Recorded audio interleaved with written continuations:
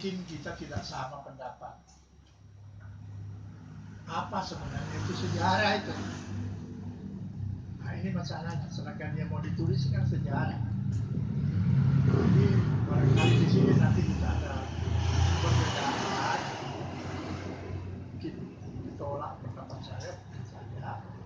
Tapi sementara begini yang saya tahu sejarah itu, kalau kita pandang itu ada 3 dimensi. Masa lampau, masa sekarang, dan masa depan itu. Nah, lalu disimpulkan dalam satu kata, sejarah itu progress. Sejarah, history is progress. Itu. Jadi kalau dia itu 3 serangkai itu tidak hari lampau, sekarang dan akan datang tidak tersambung, itu bukan proses lagi. Nah, oleh karena itu, kalau kita bicara soal sejarah ini misalnya, saya mau contoh dulu ya. Ada perbedaan-perbedaan penulisan sejarah. Misalnya zaman dulu waktu kecil mungkin yang seumur dengan saya pernah baca sejarah-sejarah dulu dari zaman Belanda itu yang di sekolah maksud saya. Kita diajari di sekolah itu belajar itu sejarahnya Wilhelmina, sejarah Belanda. Kemudian diajari lagi sejarah penjajahan di Indonesia itu nggak masuk. Dan kemudian ada sejarah umum sedikit yang sebenarnya bukan umum karena yang dicerita itu cuma Eropa Barat gitu. Jadi ini di zamannya Wilhelmina ya itu memang sejarah Belanda lah bagaimana bagusnya kerajaan Belanda itu rajanya begini begitu begitu gitu.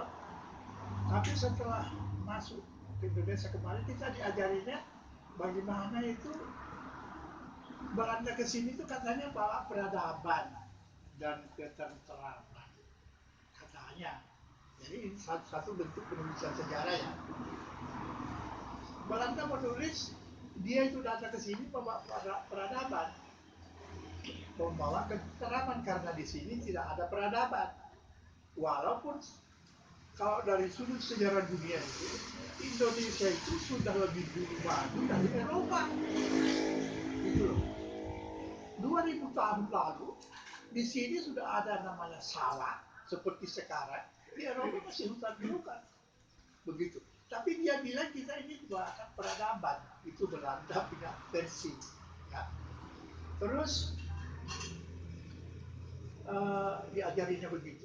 Lalu diajarinya lagi bahwa sejarah dunia itu cuma di Eropa Barat. Khususnya daerah-daerah Prancis, daerah Belanda. Dia tidak pernah bercerita bahwa di dunia lain itu ada Cina, yang ada kebudayaan sudah tinggi, ada India, ada lain-lain. Itu dia ajari kita itu dulu. Saya tidak pernah dipelajari begitu. Saya dulu sekolah di Cinambung juga, kelas 4. Itu guru saya itu namanya Pak Duai, orang Bugis itu. Pak Duai. Tahun berapa itu? Waktu Mika belum bubar.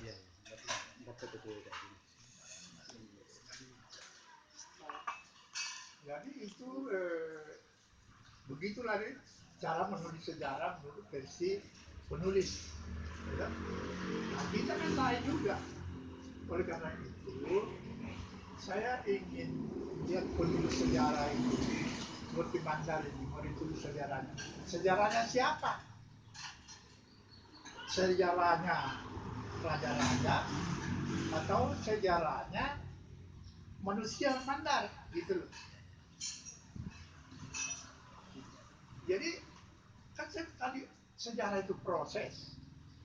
Jadi manusia Mandar itu kan ada permulaan, ada perkembangan, dan bagaimana akan datangnya itu nanti kita lihat di situ.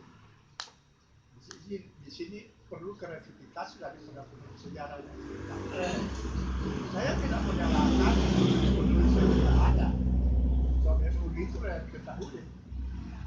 Nah, tapi yang akan datang, cobalah kita betul-betul itu meneliti, menulis sejarah itu yang benar saja. Jangan ada terlalu banyak dominasi mitos dan dogma di dalamnya. Iya, iya. Ini yang membuat rubetnya ini sejarah ini. Kita terlalu banyak. Seperti kemarin saya ada melihat itu ada orang bilang, Mandar itu dari Tapanuli.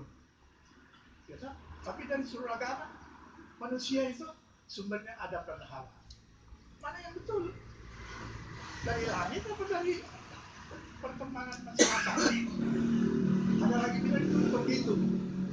Itu bagaimana ini ceritanya? Yang mana yang betul? Lombe susu segala macam dan sebagainya disebut-sebut situ.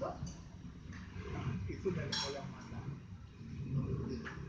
Jadi ini saya bilang ini terlalu banyak mitosnya, terlalu banyak dogmanya. Jadi dikurangi sedikit supaya ilmiah gitu.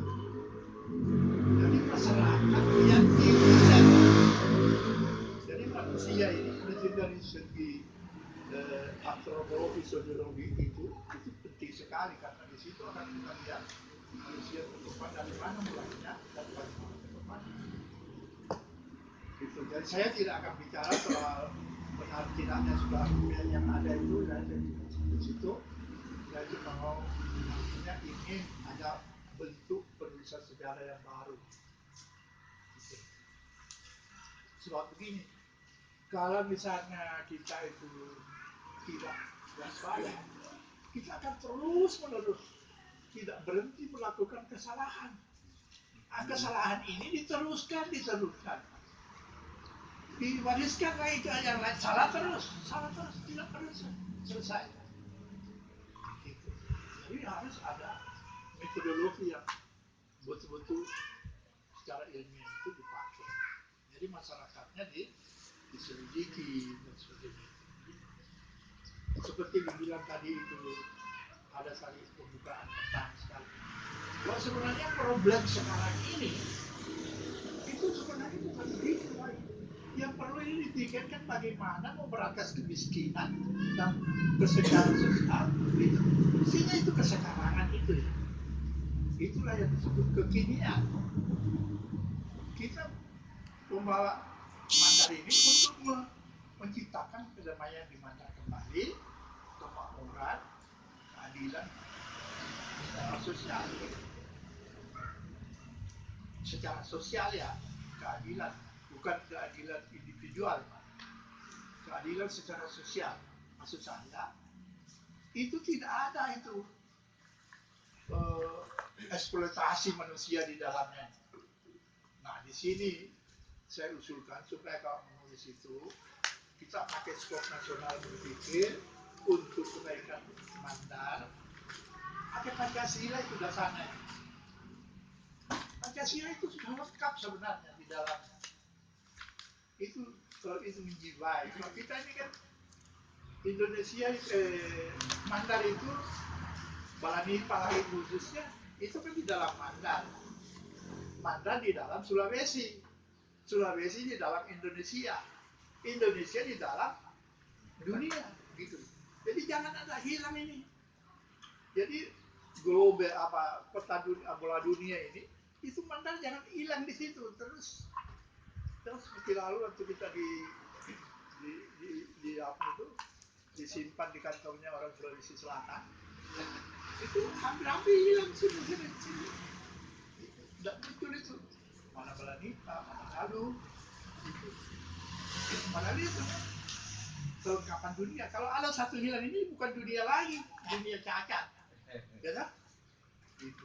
Jadi harus lengkap itu jadi berpikirnya juga secara dunia juga kita dulu dunia Indonesia Indonesia Mandar Sulawesi Mandar dan sebagainya lalu nanti Polewali aja jadi satu sejarah begitu jadi ada keumuman ada kekhususan itu jadi ada hal-hal yang umum ada hal khusus mungkin yang umum betul yang khusus tidak betul begitu nah,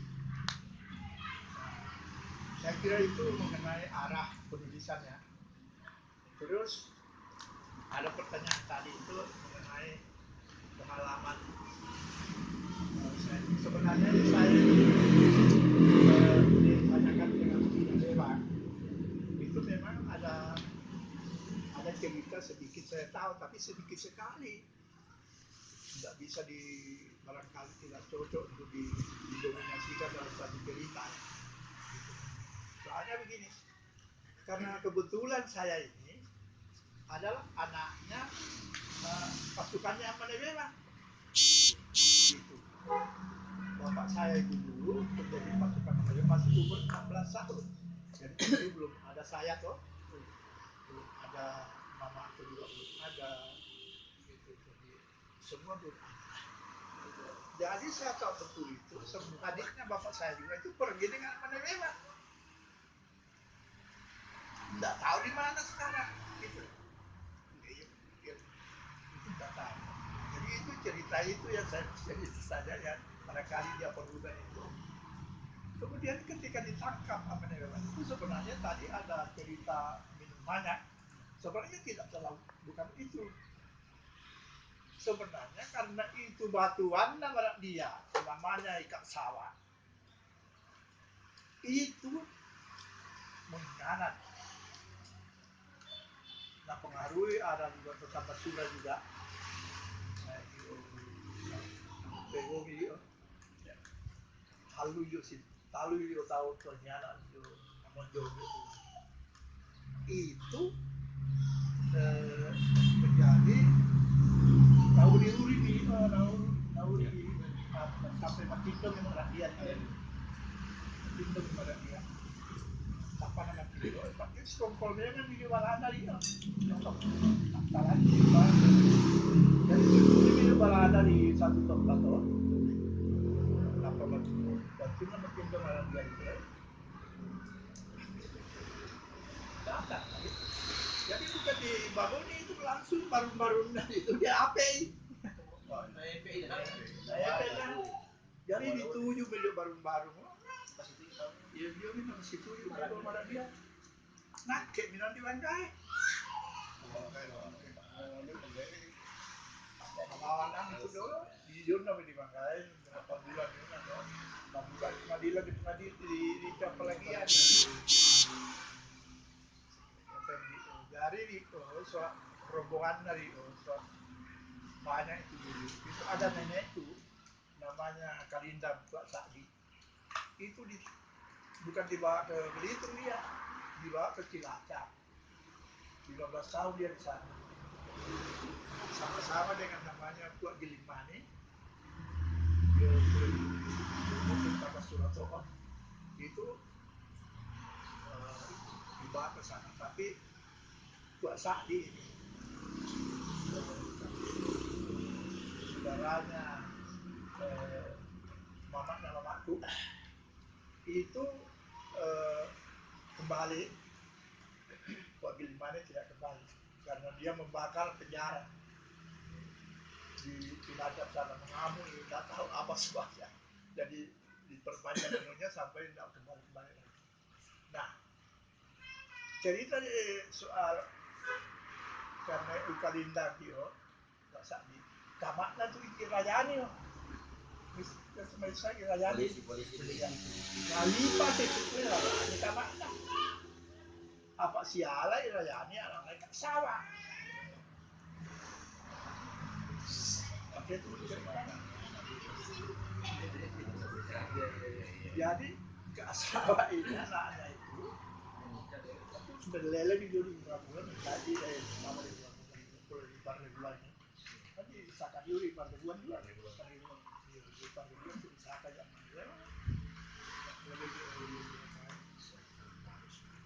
bapakku waktu itu memang sakit jika apa di sana tabet itu dia karena surah waktu itu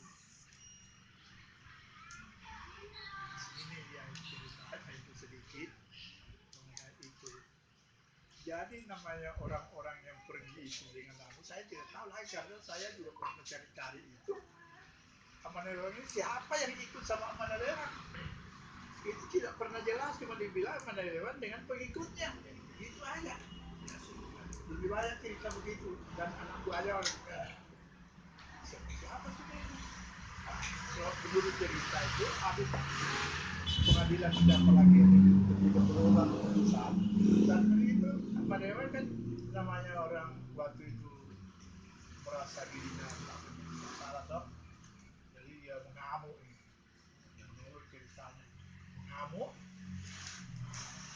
Hakim waktu itu dibilang kalau nanti kamu hukum aku 20 tahun, kalau aku keluar bunuh kamu semua. Itu cerita-ceritanya kesilari kesilari gitu.